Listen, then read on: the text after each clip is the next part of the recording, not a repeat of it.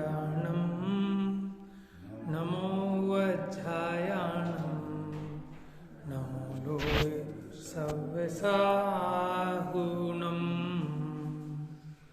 वन्दितु सर्वसिद्धे धूमचलमणोवमं गतिं पत्ते वोच्छामि समय पाहुड मिडमो सुध केवली भणिदम् नमः समय साराय स्वानुभूत्या चकासते चित्स्वभावाय भावाय सर्वभावान्तलक्षिते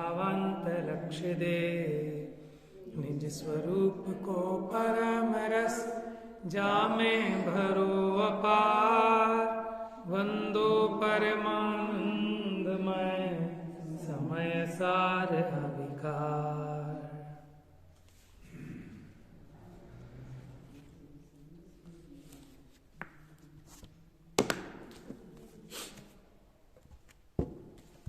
तो निर्जरा अधिकार अपना पूर्ण हुआ था। 582 नंबर पेज। इसमें एक बहुत अच्छा नीचे बनारसी दास जी का दोहा लिखा है। भेद ज्ञान साबू भयो समरस निर्मल नीर धोबी अंतर आत्मा धोवे निज गुण चीर। भेद ज्ञान तो साबुन हुआ और समता रस रूपी निर्मल नीर हुआ, जल हुआ। और धोने वाला कौन? अंतरात्मा, बहिरात्मा नहीं, अंतरात्मा। और क्या धोवे? निज गुण, अपने जो गुण है, गुण रूपी वस्त्र। चीर माने होते हैं वस्त्र, चीर हरण हुआ था ना, तो यानी वस्त्र। तो धोवे अपने गुण रूपी वस्त्रों को धोता है, क्योंकि मलिन हो रहे हैं ना संसार दशा में। तो भेद ज्ञान के साबुन लगाना, समता रूपी जल से फिर उसे छुड़ाना। सम्यक दृष्टि के 8 अंग थोड़ा शॉर्ट में समझा। हाँ, बहुत बढ़िया, क्योंकि इसमें अपनी 8 अंगों की चर्चा चली पूरी, एक तरह से रिवीजन कह रहे हैं। तो देखो, पहला अंग है निशंकित अंग। यद्यपि जो क्षयोपशम सम्यक दर्शन होता है उसमें कुछ मलिनता होती है, उसमें दोष लगते हैं, अतिचार लगते हैं। माने सम्यक दृष्टि को भी शंका हो जाती है, कांक्षा हो जाती है, विचिकित्सा हो जाती है। लेकिन वो सबकी सब आप ये समझना, दर्शन मोह संबंधी नहीं होती। अगर दर्शन मोह संबंधी हो तो सम्यक भी छूट जाए। तो या तो वो जैसे ज्ञानावरणी के उदय से उसको संशय होता है कुछ कि पता नहीं ऐसा है कि ऐसा है, तो वो ज्ञानावरणी के उदय से होता है, दर्शन मोह के उदय से नहीं होता। ठीक है, इसी प्रकार उसको भय भी होता है, लेकिन दर्शन मोह के उदयजन्य नहीं होता, चारित्र मोह उदयजन्य होता है। तो हम यहाँ कह रहे हैं कि वो निशंकित है, ठीक है। लेकिन इसमें एक बात और समझना,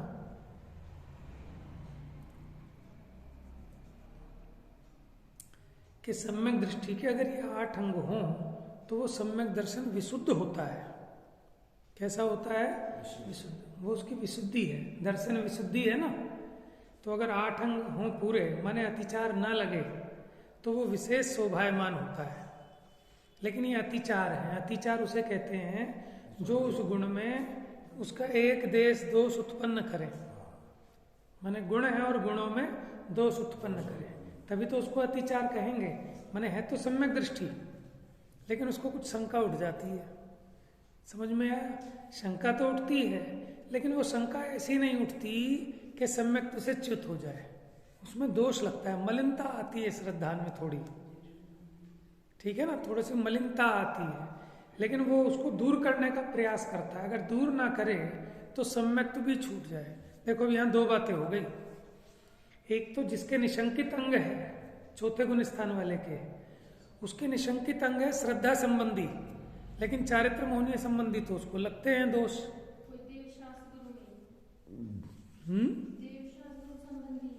हाँ,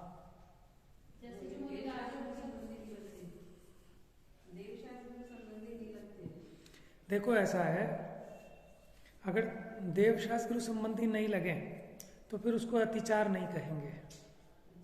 अतिचार तो तभी कहते हैं ना, माने सम्यक्त्व में मलिनता उत्पन्न कर रहे हैं।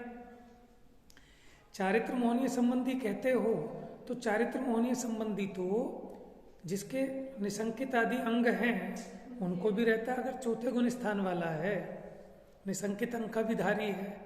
लेकिन अभी जितना उसको चारित्र मोह है उतनी तो उसको भी भय है, उतनी तो उसको भी संशय है चारित्र मोहनी संबंधी। जैसे ज्ञानावरण संबंधी कहा कि ज्ञानावरण का उदय आता है इसलिए, तो ऐसे तो मुनि राजा को भी होता है, वो जो आहार पत्ता निकलता है उनको ज्ञानावरण संबंधी तो कोई वो होता है, इसीलिए तो वो आहार बराबर। लेकिन उनको चारित्र मोह संबंधी थोड़ी है वो, उनको नहीं है। लेकिन सम्यक दृष्टि को जो सम्यक दृष्टि को तो है चारित्र मोहनीय का भी उदय।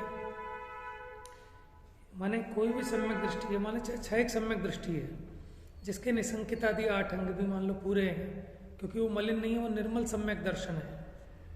ठीक है, अब उसको शंका नहीं है, भय नहीं है, लेकिन कैसा दर्शन मोह संबंधी नहीं है, चारित्र मोहनी संबंधी तो है।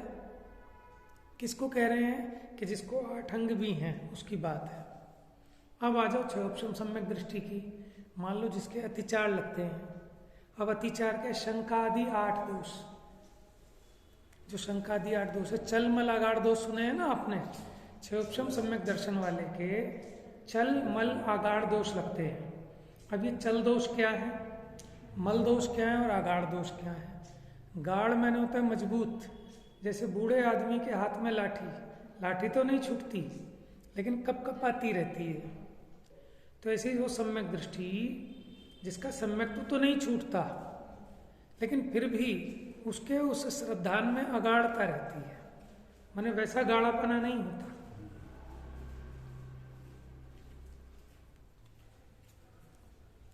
वहां उदाहरण दिया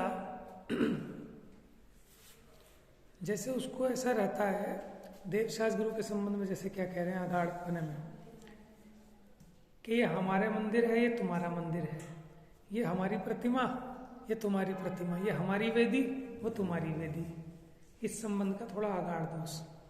चल दोष क्या है, चल मैंने जैसे चंचलता होती पानी की लहरों में, पानी की लहरों में चंचलता होती है ना जैसे, तो ऐसे चलाचलपना कुछ पाया जाता है। मोटा उदाहरण दिया कि शांतिनाथ शांति के करता है, पारसनाथ संकट मोचक है। ये तो मोटा उदाहरण दिया, बाकी तो केवल ज्ञान गम्य है, लेकिन थोड़ा चल दोष लगता है। और मल दोष क्या होते हैं, शंकादि जो 8 दोष हैं ये मल दोष है। इन दोषों के लगने पर भी सम्यक्त्व रहता है, नहीं तो फिर इसे सम्यक्त्व के अतिचार नहीं कहते, सम्यक्त्व के दोष नहीं कहते, फिर तो मिथ्यात्व के कहते। तो ये सम्यक्त्व में मलिनता उत्पन्न करते हैं। तो सम्यक दृष्टि इन दोषों को मेटकर अपने सम्यक्त्व को निर्मल बनाता है। लेकिन ये समझना कि उससे उसमें शंकादि दोष के कारण मल ही उत्पन्न होता है, नष्ट नहीं होते। नहीं, ऐसे भी तो कहते हैं ना, जैसे थोड़ी देर के लिए हुए तो वो अतिचार, लेकिन अब वो उसको मिटाने का भी पुरुषार्थ न करेगा बराबर, वो तो फिर श्रद्धा से भी च्युत हो जाएगा, फिर वो व्रत भंग हो जाएगा, माने सम्यक दर्शन से च्युत हो जाएगा। एक बात हो रही, जैसे देखो निकांक्षित अंग है, निकांक्षित माने क्या है कि धर्म के फल में धर्म को धारण करके अपनी लौकिक वांछाओं की पूर्ति ना चाहे, जो निकांक्षित गुण वाला है। ठीक है, लेकिन दुकान चलाता है तो धन लाभ की इच्छा तो रहती है, समझ में, वो कांक्षा नाम का दोष नहीं है। लेकिन उसने जो धर्म धारण किया उसके फल में धन लाभ चाहे तो वो दोष है, समझ में, सम्यक्त्व में अतिचार है। लेकिन दुकान चला रहा है और दुकान चलाकर प्रॉफिट कमाना चाहता है, वो सम्यक्त्व में दोष नहीं है। इसमें तो ये भी आ जाएगा जो पंडित लोग आजकल दुकान करा में पैसे ले रहे हैं, दुकान चीज दोष में आएगा।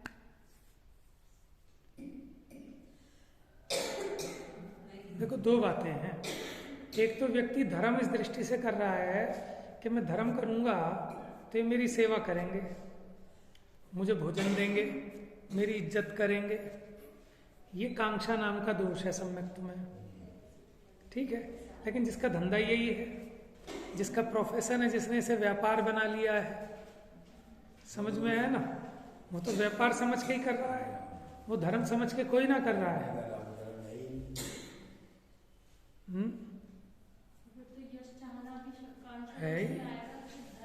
ख्याति लाभ पूजादि चाह, मैंने धर्म धारण किया है, उसके फल में मैंने मेरी ख्याति हो, मुझे लाभ मिले, मेरी पूजा हो, मेरा व्यापार बढ़ जाएगा।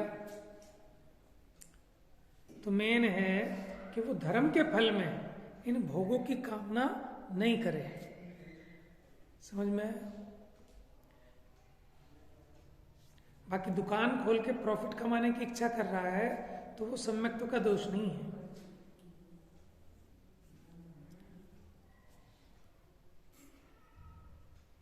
तो शंका क्या करती है कि जीव को निराकुल नहीं होने देती। शंका तो बहुत बुरी चीज है, शंका रखनी नहीं चाहिए, उसका तुरंत समाधान कर लेना चाहिए, क्योंकि अनिर्णय की स्थिति बनी रहे तो ये जीव का चित्त व्याकुल रहता है और उस व्याकुल चित्त में कुछ नहीं कर सकता है। तो वहां जो शंकादि दोष लगते हैं, उन शंकादि दोषों में उसमें बस मलिनता ही उत्पन्न होती है। वास्तव में तो वो केवल ज्ञानगम्य है।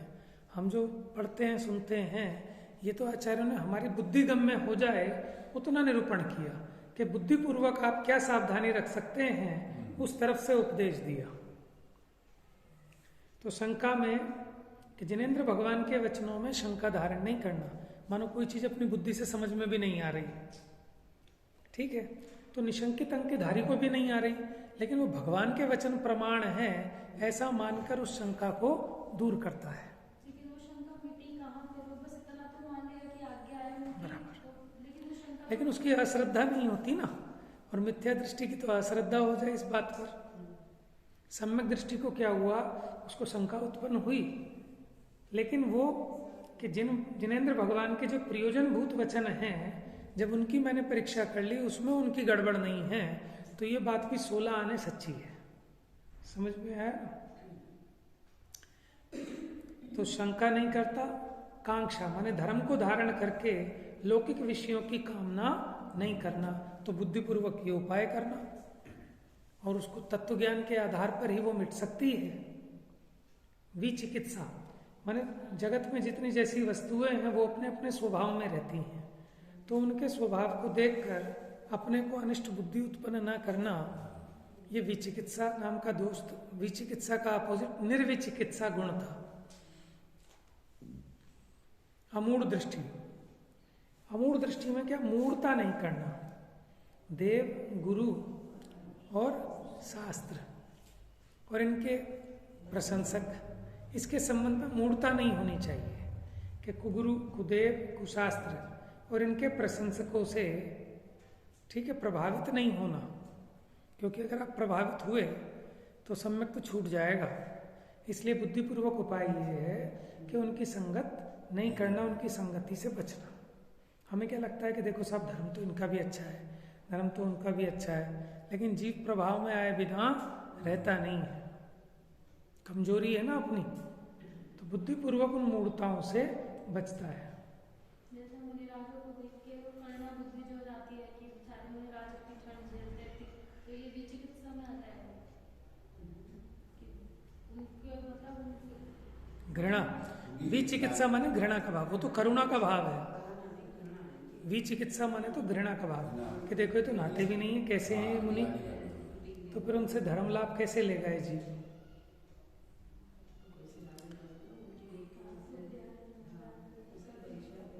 फिर उपगूहन, उपगूहन में क्या था, उपगूहन का दूसरा नाम उपब्रहण भी है। उपब्रहण के अपने गुणों का विकास करना, और जो अन्य वस्तुएं उनके धर्मों को नहीं चाहना, उनको गौण करना। जैसे पुद्गल आदि हैं, उसके धर्म है मोटा, पतला, काला, गोरा आदि, इनको गौण करना, गोपना, ये हो गया उपगूहन। और वैसे सामान्य से देखें, व्यवहार से, तो अपने गुणों को और दूसरे के दोषों को ढकना, ये उपगूहन। फिर स्थितिकरण, स्वयं को अथवा कोई दूसरा किसी कसाय के वश, किसी इच्छा के वश, जीविका के वश, किसी कारण से अगर धर्म से च्युत होता तो उसे धर्म में स्थिर करना, पहले अपने को फिर दूसरे को। तो ये स्थितिकरण अंग है।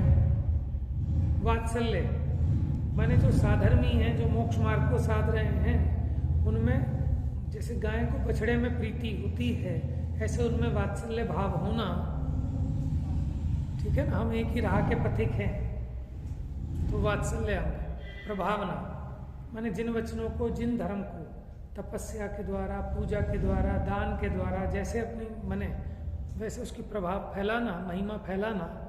और यहाँ क्या कहा कि सम्यक ज्ञान रूपी रथ में, विद्या रथ में आरूढ़ होकर, माने आत्मा अपने में, अपने प्रदेशों में सम्यक ज्ञान को प्रकट करे, यही प्रभावना है। फिर दुर्लभता बताई थी कि पहले तो सम्यक दुर्लभ, सम्यक हो जाए तो संयम दुर्लभ, संयम भी हो जाए तो समाधि दुर्लभ, तो उत्तरोत्तर दुर्लभता बताई थी इन चीजों की। फिर चर्चा पुरुषार्थ की थी कि निगोदिया जी ऐसा क्या पुरुषार्थ कर लेता है, समझ में आया ना। हमने कहा कर्म में तो बासी भले चलता हो, लेकिन धर्म में बासी का काम नहीं है। अभी करोगे अभी फल मिलेगा, अभी किया अगले भाव में मिलेगा, वो तो पुण्य पाप के फल की बात है। लेकिन अभी आपने धर्म किया तो आपको सुख होएगा, समझ में आया ना। तो पुरुषार्थ नाम किसका है कि वस्तु की जो स्वयं की शक्ति है, उस शक्ति पूर्वक ही इसका परिणमन होता है। वो वीर्य गुण, उसकी पर्याय वो पुरुषार्थ, उसके बिना किसी भी गुण का परिणमन ही नहीं होता। प्रत्येक कार्य पांचों समवायों पूर्वक होता है, जिसमें से पुरुषार्थ एक है। और जहाँ कार्य होता है वहाँ पांचों ही कारण होते हैं, और जहाँ कार्य नहीं होता वहाँ एक भी कारण नहीं होता। अब बंद अधिकार की चर्चा प्रारंभ करते हैं।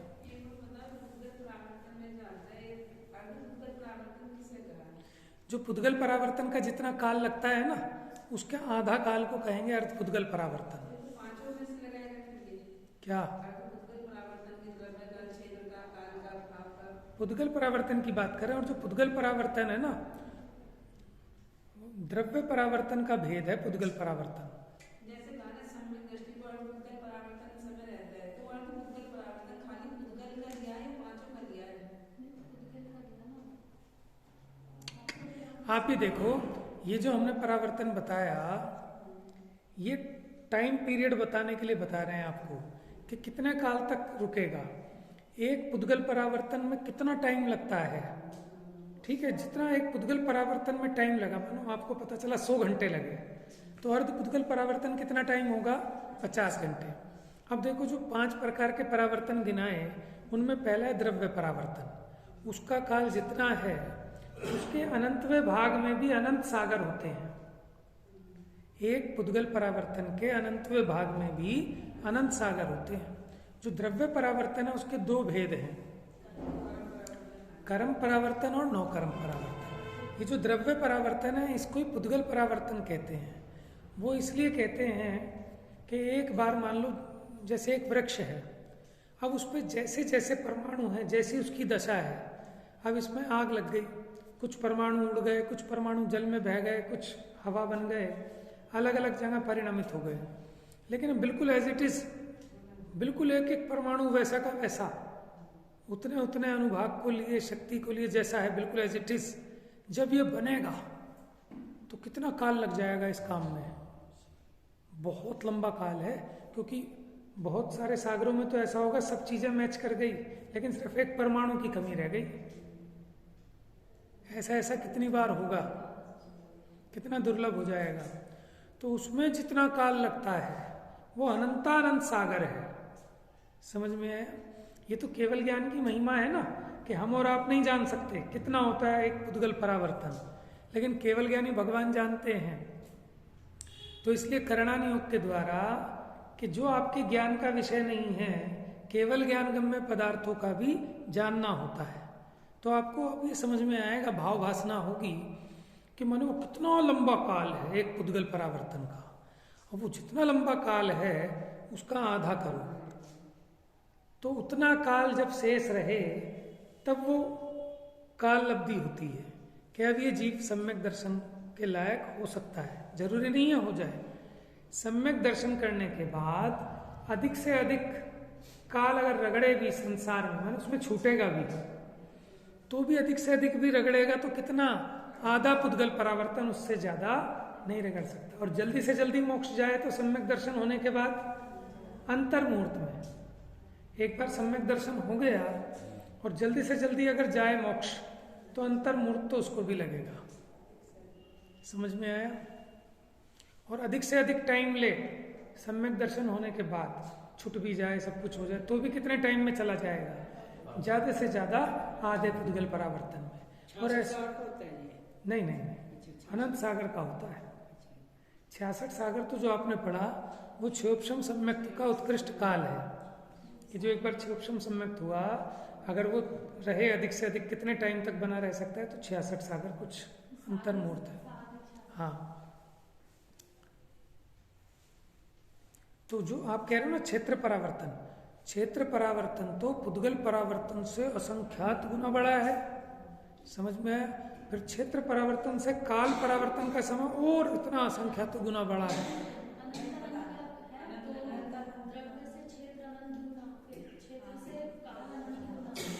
अनंत गुना है। आप देखो तो उतना काल नहीं रहता सम्यक दृष्टि को, वो तो बड़ा हो जाएगा। इसका वजह एक बार समझाना पूरा, अभी नहीं वैसे। हाँ, कोई बात नहीं, लेना है पूरा। एक बार ले लेंगे, बढ़िया। एक बार लिया तो था शायद हमने। लिया। अच्छा, गोमट सर की क्लास में लिया था।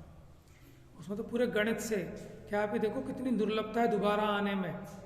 वो अंक सम दृष्टि से जो समझते हैं कि मिश्र है, सम विषम, ग्रहित अग्रहित और मिश्र। चलो फिर कभी चर्चा करेंगे। अब बंद अधिकार प्रारंभ करते हैं। तो इसके पहले हमारा निर्जराधिकार हुआ। निर्जराधिकार से पहले कौन सा अधिकार हुआ हमारे? आश्रय हुआ था और संवर हुआ था, और उसके बाद निर्जरा रखा बीच में। अब बंद चलेगा और उसके बाद मोक्ष चलेगा। ठीक है, नाम तो है बंद अधिकार, लेकिन आपको ये समझाएंगे कि जीव को बंद हो क्यों रहा है, क्या गड़बड़ कर दी इसने कि जिसके कारण बंद हो रहा है, तो उस गड़बड़ को तोड़ दे। बंद किसका नाम है? देखिए, प्रवेशति बंध। अब बंद प्रवेश करता है। रागोद्गार महारसेन सकलम कृत्वा प्रमादं जगत् क्रीडन्तं रसभाव निर्भर महा नाट्येन बंधं धुना आनंदामृत नित्य भोजि सहजा वस्थां स्फुटं नाट्य धीरोदार मनाकुलं निरुपधी ज्ञानं समो रागादिक्ते कर्म को बंध जान मुनिराय नमो सदा तिन पार। किनके पांव पड़ते हैं?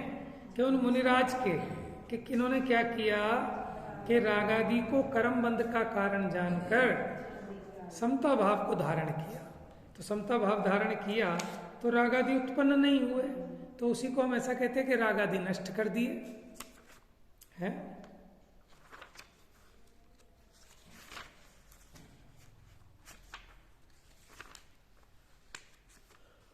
मदमत हो मदमोह में इस बंध ने नर्तन किया, रस राग के उद्गार से सब जगत को पागल किया। उदार अरे आनंद भोजी धीर निरुपधि ज्ञान ने अति ही अनाकुल भाव से उस बंध का मर्दन किया। कि बंध कैसा है कि मद मत हो मद मोह में इस बंध ने नर्तन किया। जैसे वो जब वो रामलीला में पार्ट आता है ना, रावण का दिखाते हैं, अट्टहास करता है पूरे रंगमंच पर, हा हा हा हा, मैं इसको मार दूंगा उसको मार दूंगा, तो सब डरने और कांपने लगते हैं। तो ऐसे ये बंध, ये संसार रूपी रंगमंच पर इसका ही नाच चल रहा है। ये मदोन्मत्त है कि मैंने सबको जीत लिया है। रस राग के उद्गार से सब जगत को पागल किया, इसने अपने कंट्रोल में कर रखा है सबको। किसने? रस राग के उद्गार से, माने राग में तो हर एक व्यक्ति गाफिल हो जाता है, समझ में। भले ही एक बार को द्वेष में सावधान हो जाए, लेकिन राग में तो अच्छे अच्छे फंस जाते हैं। माने जैसे वो कहते हैं ना,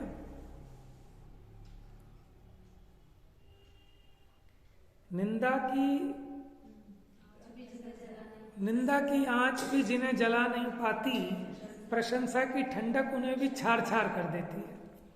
आप किसी को ऐसे धमका दो, जाओ मर जाओ, ये वो कहाँ से आ गए, बन गए ढोंगी, ये वो, भले ही वो उसमें गाफिल ना हो, भेद ज्ञान करेगा, लेकिन जब आपको अरे प्रभु आप कहाँ से पधारे, आप तो आपकी क्षमता धन्य है, ऐसा तो मैंने आज तक गजब का कोई त्यागी नहीं देखा, अब वो रीझे बिना नहीं रहेगा। समझ में आया ना? आप कहेगा आप उधर कौन गाँव से आए, अच्छा क्या करते हो, कैसे हो। तो इसलिए निंदा से भी ज्यादा खतरनाक है प्रशंसा। आप किसी को धमकाकर कुछ काम नहीं करा सकते, लेकिन थोड़ा सा फुसलाकर उसकी चापलूसी करके वो तुरंत तैयार हो जाता है काम करने के लिए, है कि नहीं? तो ये राग का ऐसा फैलाव है, इसे तो लोग धर्म मानते हैं, समझ में। अन्य मतियों में ये राग को तो भला माना जाता है, इसको तो वो इसे धर्म मानते हैं। कृष्ण को मानने वाले हैं वो तो प्रेम प्रेम प्रेम, माने वो प्रेम राग रंग को ही धर्म माने बैठे हैं। तो इसने जगत को पागल बना रखा है उस राग के द्वारा। उदार और आनंद भोजी, कि जो उदार है, माने जिसका उदार किसे कहते हैं? खुले हृदय वाला, विस्तृत। आनंद भोजी कि निरंतर आनंद का भोजन करने वाला। धीर माने शांत। निरुपाधि, निरुपाधि माने उपाधि से रहित, ऐसा जो ज्ञान है, माने सम्यक ज्ञान की बात है। उसने अति ही अनाकुल भाव से उस बंध का मर्दन किया। मर्दन पढ़ते हो ना महावीर वंदना में, मदन मर्दन वीर है। मर्दन मैंने होता है कुचल देना उसको, ऐसे उसका मर्दन, मान का मर्दन कर देना, यानी सामने वाला बहुत घमंड में, ठीक है, चौड़ा हो रहा था, लेकिन उसकी इज्जत 1 मिनट में हमने चकनाचूर कर दी, तो उसके मान का मर्दन कर दिया, ठीक है, मैंने मटिया मेट कर दिया, उसका धो डाला।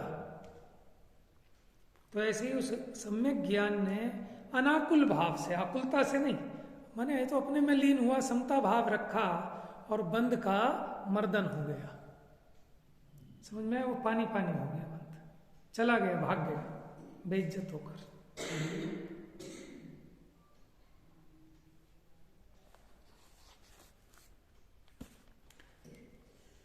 प्रथम टीकाकार कहते हैं कि अब बंद प्रवेश करता है। कहाँ प्रवेश करता है? ये तो प्रस्तुतिकरण की शैली है, ठीक है ना, रूपक बनाया उन्होंने नाटक का। ये टीवी वाले नाटक नहीं जो पहले उस पे होते थे, माने दिखाए जाते थे स्टेज पर, जैसे रामलीला समझ लो आप। जैसे नृत्य मंच पर स्वांग प्रवेश करता है, उसी प्रकार रंग भूमि में बंद तत्व का स्वांग प्रवेश करता है। प्रथम ही सर्व तत्वों को यथार्थ जानने वाला सम्यक ज्ञान बंद को दूर करता हुआ प्रकट होता है। माने से प्रकाश, किसी ने शिकायत की कोर्ट में, ठीक है, अनेकांतवाद की कोर्ट लगी और उसमें सब अपनी अपनी शिकायत लेके आए, तो उधर अंधकार ने शिकायत की कि हे प्रभु, ये प्रकाश जो सूर्य है, ये हमारा दुश्मन है, इसने हमारा नाश कर रखा है, ठीक है ना, इसने हमें बहुत हमारी धुलाई कर दी इसने। तो सूर्य को बुलाया जाता है कि बुलाओ, सूर्य देवता को हाजिर किया जाए कटघरे में, कि बताओ भाई, तुम पे ये इल्जाम है कि तुमने इस अंधकार का नाश किया है, कि भगवान पहले इससे पूछो, इसने आज तक मुझे कभी देखा? मैंने इसे नहीं देखा, इसने मुझे नहीं देखा, मैं तो जानता ही नहीं है कौन है, तो मैंने इसका कहाँ से नाश कर दिया? उससे पूछा कि हाँ भाई यही बात है, कि हाँ जी, ना इसने मुझे देखा ना मैंने इसे देखा। लेकिन देखो सूर्य ने तो अपने प्रताप को प्रकट किया, तो ऐसे ही ज्ञान ये अपने उस संभाव रूपी रस में व्यक्त हुआ, तो वहां वो बंध अपने आप हुआ ही नहीं, राग उत्पन्न ही नहीं हुआ, तो हमने उसको कहा कि राग का नाश कर दिया।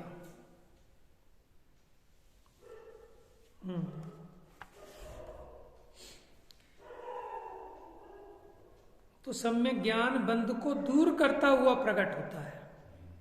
देखो दो अर्थों में है बंध। एक तो बंध होता है जो नवीन बंध हो रहा है, वो होता ही नहीं, तो इसको कहा कि बंध को दूर करता हुआ, और जो पुराना था वो भी अपने आप भाग जाते हैं। जो मयूर ध्वनि सुन अहे निज बल विलय जाए छिन बिलम न धर है। जैसे मोर की एक टंकार सुन के अजगर भाग जाते हैं, समझ में आया?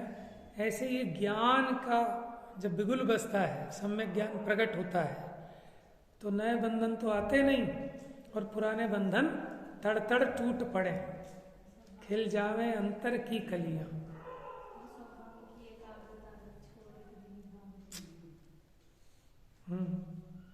कर्म थर थर कांपते हैं।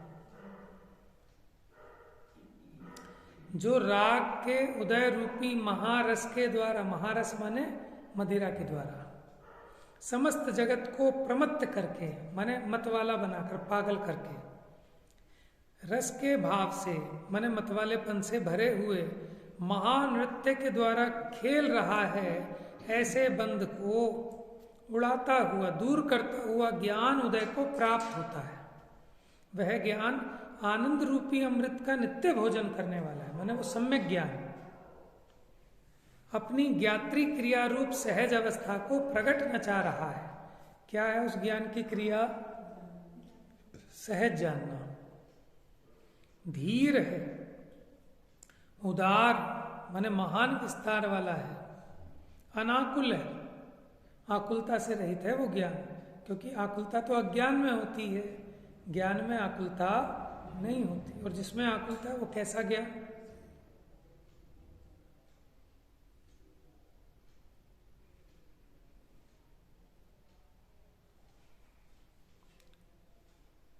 निरुपाधि है, यानी उपाधि रहित है, परिग्रह रहित, या जिसमें कोई परद्रव्य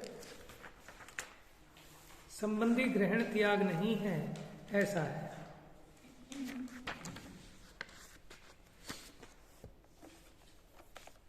बंध तत्व ने रंग भूमि में प्रवेश किया है, उसे दूर करके जो ज्ञान स्वयं प्रकट होकर नृत्य करेगा, उस ज्ञान की महिमा इस काव्य में प्रकट की गई है।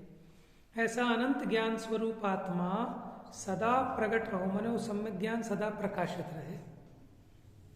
अब बंध के स्वरूप का विचार करते हैं कि बंध है क्या। उसमें भी पहले बंध के कारण को जानते हैं। चलिए गाथाएं हैं, 1 2 3 4 5 गाथाओं का है ये। 237 से 241 तक। 37 तो बोला। जह नाम को विपुरिसो नेह भत्तो दुरेणु बहुलम्मी ठाणम मिठाई दूणय करे दिसत्थे वायामम चिंददि भिंददि यतः ताली तलकलिवत्स पिंडियो सच्चित्ता चित्ताणम करेदि दप्पाणमुवघादम उवघादम कुवन्तस तस्य नानाविहेहि कर्णेहिं निच्छयदो चिन्तेच्छहु किं पच्चय गोदुरय बन्धो जो सोदुनेह भावो तं हि नरेत्तेण तस्य रय बन्धो निच्छयदो विण्णेयम् यः काय चिट्ठा हिसे साहिम् एवम् इच्छादिट्ठी भट्टन्तो बहुविहासु चिट्ठासु रायादि उवहोगे कुवन्तो लिप्पति रयेण।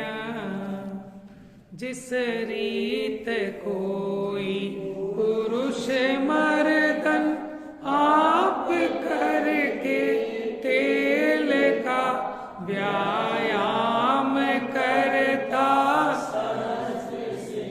बहुरज भरे स्थानक खड़ा, अरुताड़ कदली पास आदि, छिन्न भिन्न बहु करे उपघात, आप सचेत अवरु अचेत,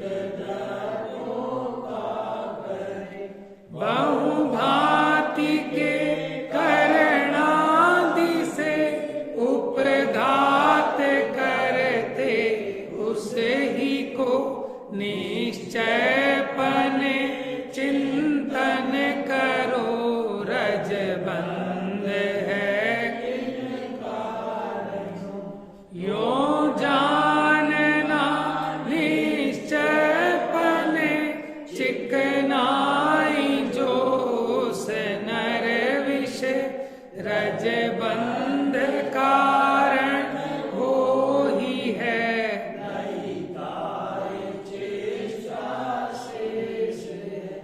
चेष्टा विविध में इस भांति मिथ्या दृष्टि जो, उपयोग में रागादि करता,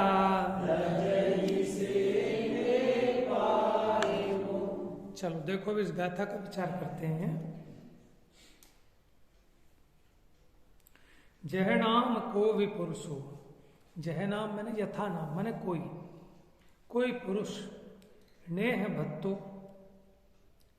नेह माने होता है स्नेह, माने चिकनाई, भत्तो माने उससे युक्त होकर, रेणु, रेणु माने होता है रेत मिट्टी, रज बहुलम्बी माने जहां बहुत सारा रज हो, रेत हो, मिट्टी हो, ऐसे बहुल माने बहुत हो, ऐसे ठाणम्मी, ठाणम्मी माने स्थान में, ठाई दूण माने स्थित होकर, या करेदी करता है क्या, सत्थे ही माने शस्त्र से व्यायाम, शस्त्र से व्यायाम कैसे होते, जैसे गदा हाथ में ले ली और वो गदा हाथ में लेके मुदगर चलाते थे ना ऐसे, तो उससे व्यायाम करता है, माने आजकल जो कसरत करने के साधन आते हैं वो समझ लो उसके शस्त्र हैं, पहले काट के हुआ करते थे। हाँ ठीक है। छिंददी भिंददी तहा, जैसे कोई प्रैक्टिस भी करता है अपनी तलवार लेकर, कैसे व्यायाम करता हो शस्त्र, ठीक है। दुर्योधन था तो गदा से प्रैक्टिस करता था, अर्जुन था तो अपने धनुष बाण से करता होगा। तो छिंददी भिंददी तहा, फिर वहां पर छेदन करता है, भेदन करता है। ताली, ताली माने ताड़ी, ताड़ी का वृक्ष लिखा था ना इसमें, ताड़ वृक्ष, ठीक है। कदली और वंश माने बांस, इनका माने तलवार की जो अपनी प्रैक्टिस कर रहा है या मुदगर से भी कर रहा है, उधर दे के मारता है, उधर दे के मारता है, तो उनका घात भी करता है, इस पेड़ का उस पेड़ का। सचित्ता चित्ताणम करेदी द्रव्याणाम उपघातम, सचित्त और अचित्त द्रव्यों का उपघात करता है। अब यहाँ सचित्त और अचित्त में क्या ले रहे हैं, जैसे वृक्ष है वो तो सचित्त है, ठीक है। मानो कोई वैसे ही कुछ ऐसी चीजें पड़ी होंगी जो जिसमें चेतन नहीं है, वो अचित्त है, तो एक इंद्रिय है ना, सूख गया वो, हाँ वो अचित्त हो गया एक तरह से, तो उनका घात भी करता है, लिखा ना। उपघातम कुवंतस् तस् नाना विहे ही करणे, इस प्रकार नाना विधि से, ठीक है ना, उनका उपघात करता है। निश्चयदो चिंतेच्यहु, अब निश्चय से अब चिंतन करो जरा, किम पच्चयगो दूराय बंधो, पच्चयगो माने किन प्रत्ययों से, किस कारण से उसको रज का बंध होता है, माने मिट्टी चिपटती है उसके,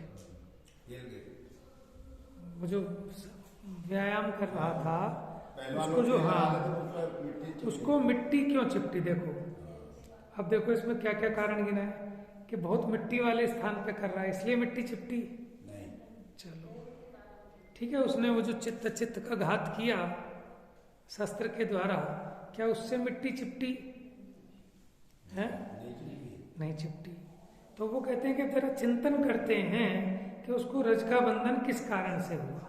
लेकिन उसने जो शरीर पे तेल का मर्दन किया हुआ था, तेल मालिश की हुई थी, उससे चिपकी, उसके कारण चिपटी, मतलब चिकनाई से, स्नेह से। फिर कहते हैं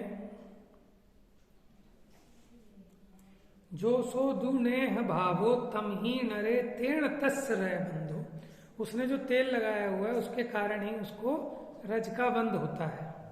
निच्छेदो विण्यम या काय चिट्ठा ही शेषा ही, माने निच्छेदो विण्यम, निश्चय से ऐसा जानो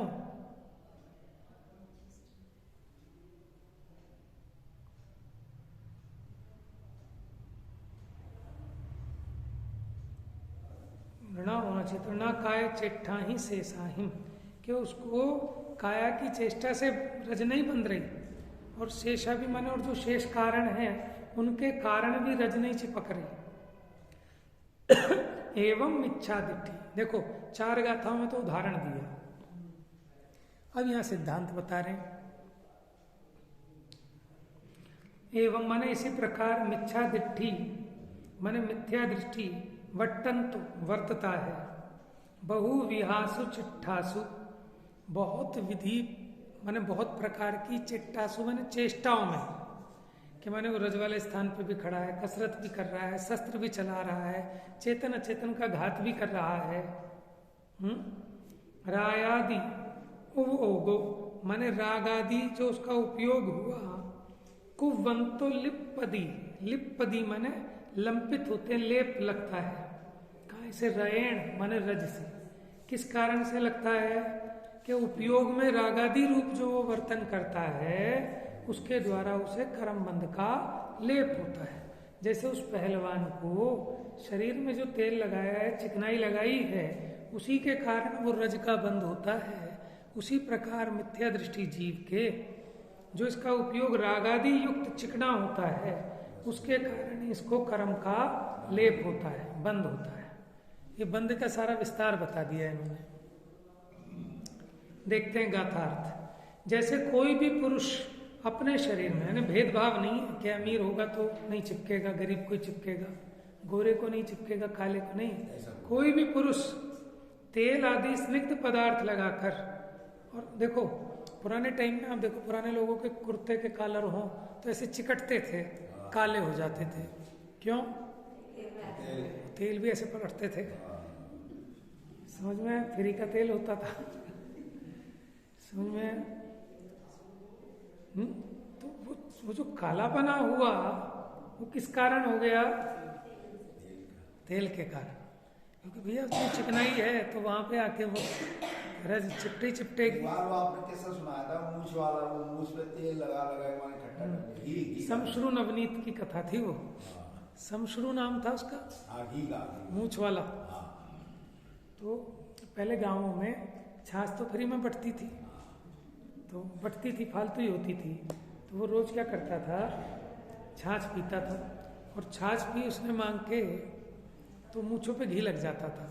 वो मूछों पे से उतार के अपने इकट्ठा करता रहता था। ठीक है, अब 200 ग्राम हो गया, अभी 250 ग्राम हो गया, ऐसे कितने दिन हो गए उसके इकट्ठे करते करते। अब वो ख्वाब लेने लगा। एक दिन सो रहा था, दोनों बात आती है।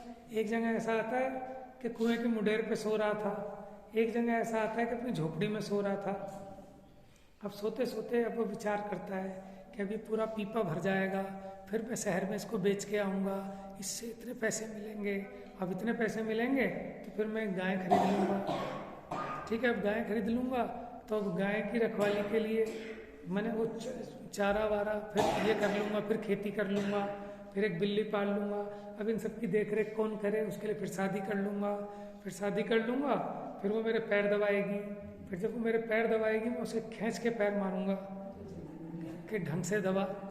ठीक है, उसने पैर मारा सपने में, तो वो डिबिया जो रखी थी तेल की, दीपक वाली डिबिया, वो गिरी और सारे छप्पर वप्पर में आग लग गई और वो जो घी का था वो जल्दी आग पकड़ ली, उसने वहीं रखा था डिब्बा, जल जुला के मर गया। ये थी समश्रु नवनीत की कथा।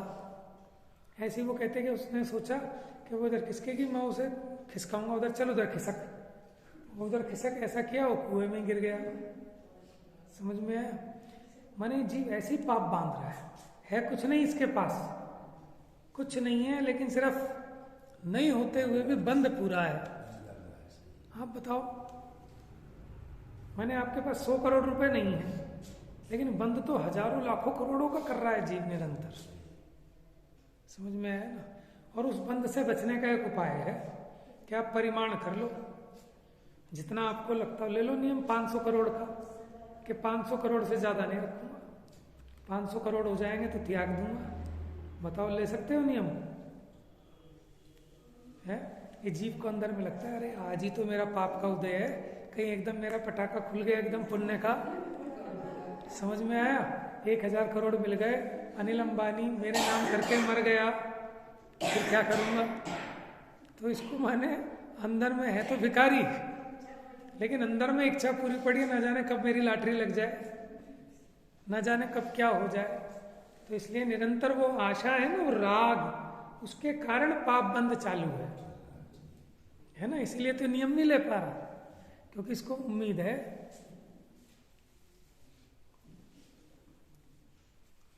जैसे कोई भी पुरुष अपने शरीर में तेल आदि स्निग्ध पदार्थ लगाकर और बहुत ही धूल वाले स्थान में रहकर शस्त्रों के द्वारा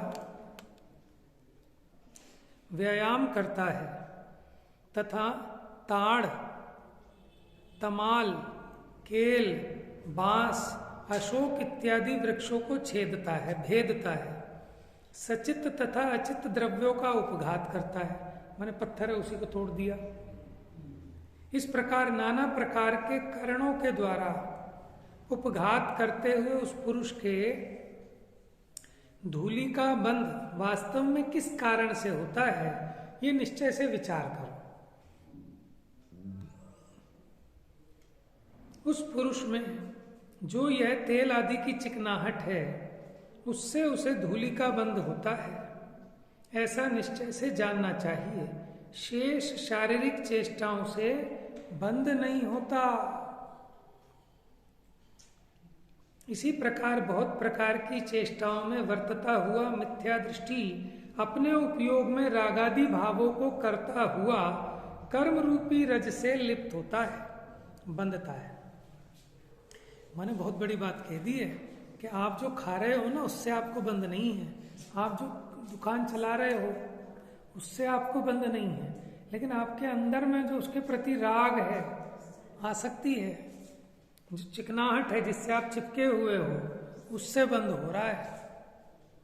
समझ में आया? क्योंकि बाकी काम तो जीव करता ही नहीं है, अपनी अज्ञानता से मानता है कि मैं कर रहा हूं, मैं खा रहा हूं, मैं कमा रहा हूं। ये राग कर रहा है और उसी से बंद हो रहा है इसको।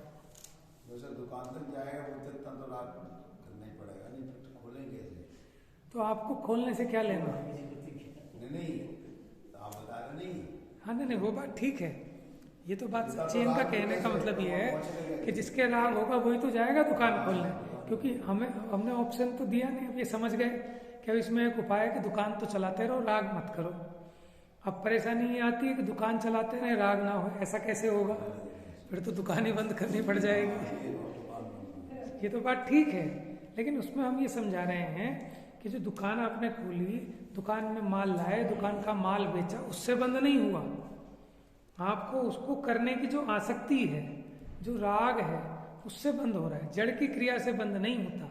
ये बात भी उतनी ही सच्ची है कि अगर राग नहीं होगा तो ये वैसी क्रिया भी क्यों करेगा। सही बात है। अच्छा, वैसे परगय की बात आती है कि परगय कम करने का। अब ऐसे दुकान पे सीजन के पहले माल नहीं खरीदने, माल बेच ही नहीं पाएगा फिर वो। तो हमें कह रहे ना, प्रमाण कर लो कि कितना माल भरोगे, 10 करोड़ का कर लो प्रमाण, चलो। अच्छा, ये भी है। हाँ, हमने तो पहले 100 करोड़ से बात स्टार्ट की है। समझ में आया ना? क्योंकि जैनियों के करोड़ों से नीचे की तो बात होती नहीं है। लेकिन आप ये देखो, ये जीव कितना बेईमान है। ये सोचेगा पूरी रात लेकिन फिर भी इसका मन कहेगा अभी रुक जा, देख ले, हो सकता है कहीं से कोई ऑफर आने वाली हो। समझ में आया? तो आप ही देखो ना, उस कीमत पे भी जिसको लगता है कि कभी 1 करोड़ भी नहीं कर पाऊंगा, वो भी 100 करोड़ का नियम लेने को तैयार नहीं होता। अगर हो गया तो समझ में आया? ये मोह की लीला है। ये है वो बंद ने गाफिल कर रखा है संसार के समस्त प्राणियों को। इसको दिख रहा है कि कभी लंदन नहीं जा पाऊंगा। समझ में? लंदन तो बहुत दूर की बात है, हैं? लेकिन फिर भी अगर इसे कोई कह दे कि तू नियम ले ले कि कभी विदेश यात्रा पे नहीं जाएगा, कि मैं कौन सा जा रहा हूं, तो नियम ले ले, कि नहीं नियम नहीं लेगा। समझ में आया? इसे उम्मीद नहीं दिख रही फिर भी नहीं लेता, क्योंकि इसके अंदर में कहीं ना कहीं आशा पड़ी हुई है कि भैया 10 साल में तो उस घूरे के भी दिन पलट जाते हैं, है ना?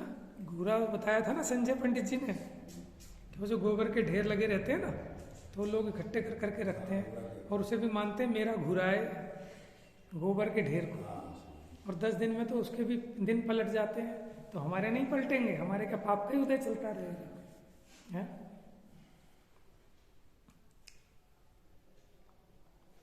तो यहां ये कह रहे हैं कि शारीरिक चेष्टाओं से उसको बंद नहीं हो रहा, चेतन अचेतन के घात से बंद नहीं हो रहा। तो आप समझ लो कि जो आप जीव हिंसा कर रहे हो, माने आपके निमित्त से माने कोई जीव मरा, उससे आपको बंद नहीं है। बंद किससे है आपको? कि अपने राग भाव से। गाथाएं आएंगी, प्राणी मरे या ना मरे, हिंसा यत्नाचार से, तब बंद होता है नहीं जब रहे यत्नाचार से। निज आयु क्षय से मरण हो ये बात जिनवर ने कही, इसी अधिकार में आएंगे सब गाथाएं। माने उसमें इतनी गहराई से समझा रहे हैं कि अभी आपको यही नहीं पता कि मैं बंधता किस कारण से हूं, तो इसलिए हम उस राग को तो मिटाते नहीं, बाकी सब काम करने तैयार हैं। दुकान में ताला लगा देते हैं, ठीक है, घर छोड़ देते हैं, जंगल में चला जाए, लेकिन जिसके कारण वो बंद हो रहा है उसका उपाय नहीं करता। जिसका तुमने उपाय किया उससे तो कुछ हो ही नहीं रहा था, है?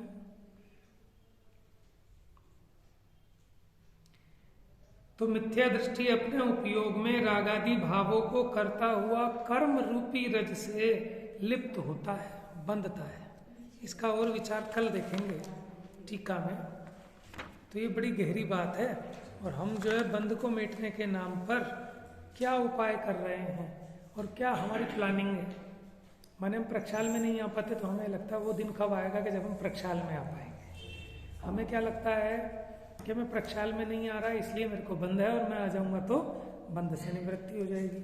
मैं उपवास नहीं कर पा रहा, कैसा दिन कब आएगा कि जब मैं उपवास कर पाऊंगा, या मैं शुद्ध नहीं खा पा रहा 16 का। ये सबका तो विचार चल रहा है, अच्छी बात है, लेकिन आपको हे उपादेय का ज्ञान होना चाहिए। ये समझ में आना चाहिए जो जितनी क्रियाएं हैं वो मेरा कार्य नहीं है। लेकिन इस भूमिका में आने के बाद तो इस पे विचार करेगा कि तो जब इसमें ही नहीं आया तो विचार नहीं, वो बात ठीक है। अभी जो अपना प्रकरण चलता है हम तो उसकी अपेक्षा बात करेंगे ना।